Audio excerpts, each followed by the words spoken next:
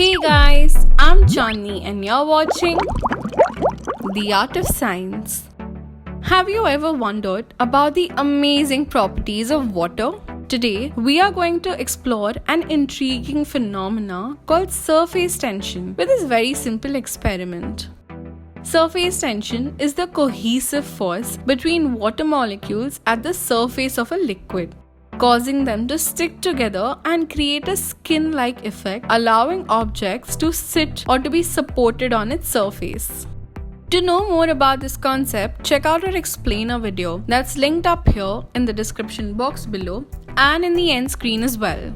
Surface tension plays a crucial role in many natural phenomena, like the ability of insects to walk on water or the formation of droplets on a leaf after rain.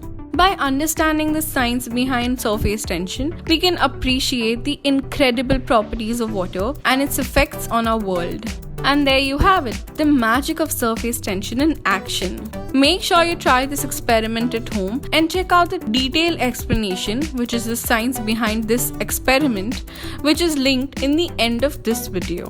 Until then, stay curious and keep exploring with the art of science.